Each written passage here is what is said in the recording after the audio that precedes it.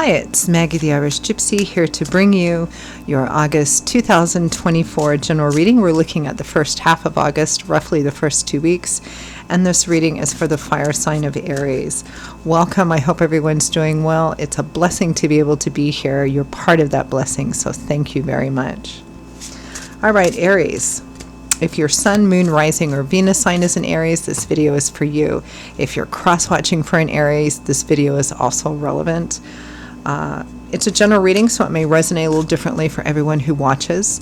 If you know any or all of your other sign placements, sun, moon, rising, Venus, North Node, all of that, it's a good idea to watch those videos as well for additional insight and perspective into your own life and your own personal situations.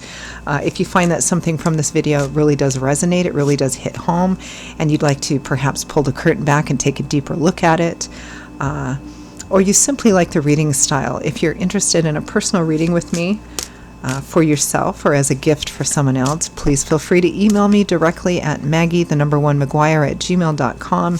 You can see that contact information also by clicking the description of this video. I would love to hear from you, and I can usually get back to you the same day or within 24 hours with more information. I do offer a wide variety of reading choices, all areas of life, different types, costs, lengths, styles. There's something in there for everyone, and I'm pretty diligent at timely scheduling of personal readings as well. So if you're interested, email me. I would love to hear from you. Okay, Aries, let's see what the first half of August 2024 looks like for you. For those of you who like to know, I am using the Royal Deluxe Tarot and clarifying with the Gilded Tarot, both decks by Ciro Marchetti. All right, Aries. Ace of Coins or Pentacles, the Ace of Earth. A new beginning, a new opportunity. It might be a practical one. Moving, relocating, new job, new project, sometimes new money to start something new, or a combination. With the Page of Wands, also very new, fresh, excited, creative energy. Incoming messages about new opportunities as well for some of you. The Hermit. Using the wisdom and experience of your life so far in order to help guide you on a road. Could be some of you are flying a bit solo here and feeling kind of good about it too. With the speak of that, we have the Sun here with the Hermit. Light, love, warmth, laughter, vacation, and uplifting of pressures. Some of you may be literally starting out on a physical new journey, or moving or relocating or traveling or something of that sort. For the time being, it feels like some of you are flying solo and kind of feeling a bit of relief from perhaps other obligations, other people, other situations as well. There is a bit of an indication here about needing to have some balance between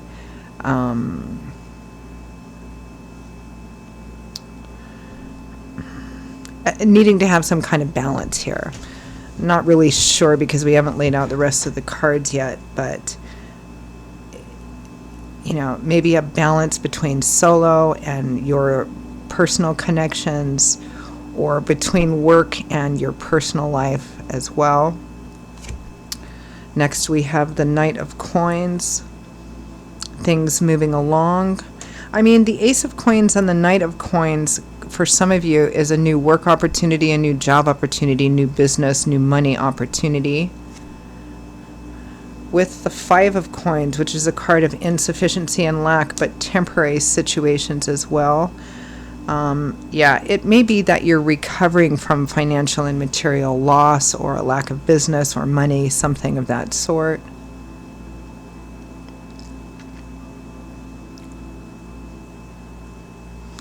From the bottom of the deck, the overall energy and focus is the Five of Swords.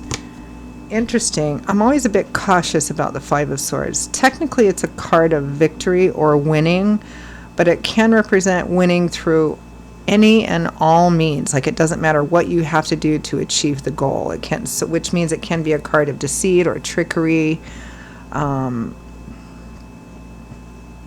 sacrificing people, places, and situations for whatever it is that you want, which for some of you, don't shoot the messenger, but for some of you, maybe why I'm getting a cautionary sense of balance here. It may be that you're overly focused on work, money, business, and you're neglecting aspects of your personal life. It can be that you're so focused on your own individual independent space that you're neglecting people in your life. Again, I'm kind of feeling a need to have sort of balance here, maybe learning lessons from the past where that didn't work so well for you in the past. You need to apply those lessons here moving forward, because the cautionary advice with the Five of Swords here is, yeah, you can win if you sacrifice everything to get it, but it's going to cost you, and is that worth it? Does the end justify the means here? Because again, I'm getting a need for balance. Let's take a look at that overall energy of the Five of Swords.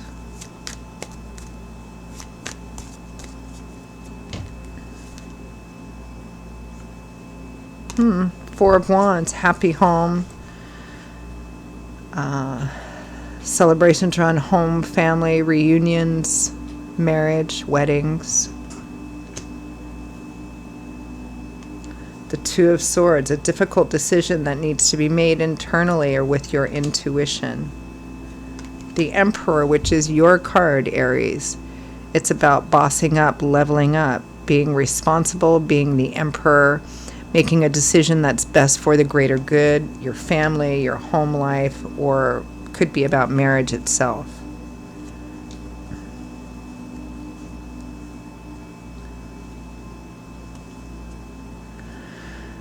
A bit of cautionary energy here too from getting clarification. I mean, we all sometimes want to be selfish, right? Or self-oriented. Sometimes it's in the appropriate name of taking care of ourselves, making sure that we take care of ourselves.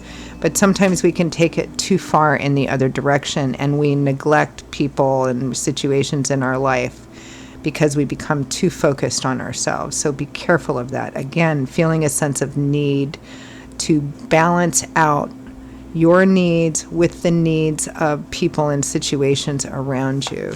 Let's take a look at Ace of Coins, Page of Wands.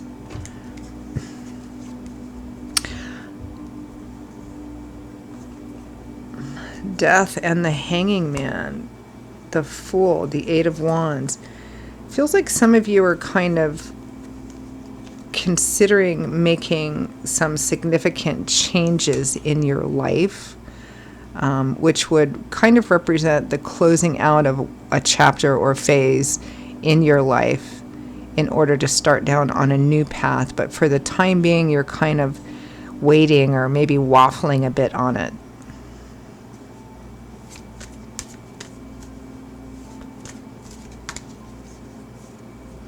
The Hermit and the Sun. I think some of you too in the midst of this are also taking some time to just be by yourself and kind of have a bit of a break or a vacation from the normal day-to-day minutia of your life, which is fine. The Hermit and the Sun. The Five of Swords again. The Knight of Wands again. Sorry, not the Knight of Wands again. We haven't had the Knight of Wands yet. The Five of Swords.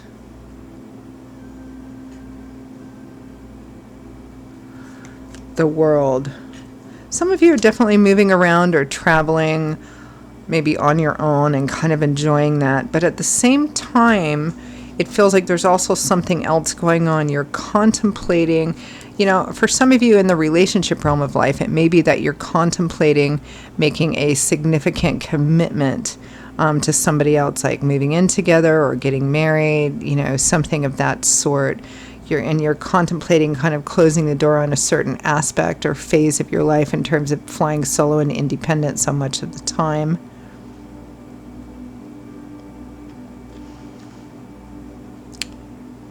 Might be considering new work, new business. Again, I get the sense that you're taking some time to kind of be on your own, whether that's physically or just mentally and emotionally, enjoying that, but at the same time considering a major change. Knight of Coins, Five of Coins. Some of you are experiencing slow but steady financial and material recovery.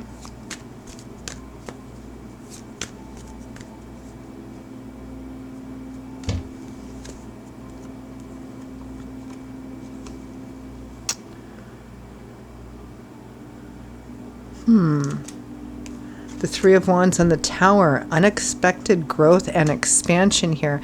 I feel like for many of you, this is in the financial, material, job, work, business, money realm. An unexpected, clarify the Tower, opportunity for growth and expansion. There may be a bit of waiting time for this.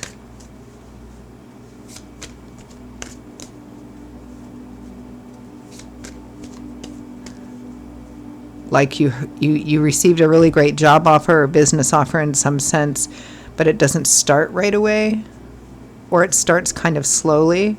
For those of you that are considering making a major, significant, profound change in your life, whether it's business-wise or personal, again, there's this sense of kind of being kind of slow in stepping towards it.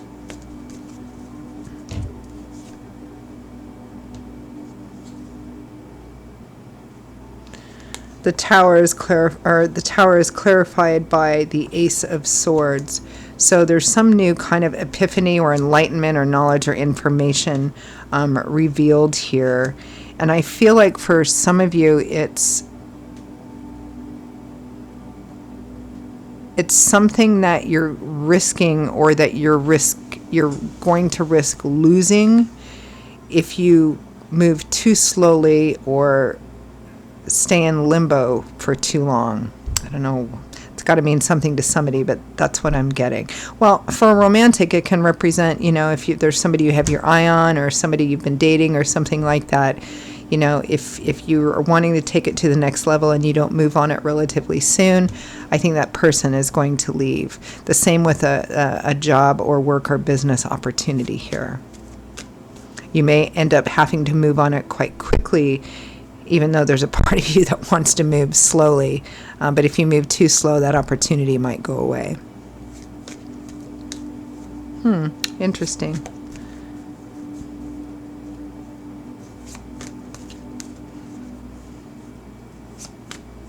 All right, let's just leave it there and ask for some advice, guidance, feedback from Spirit.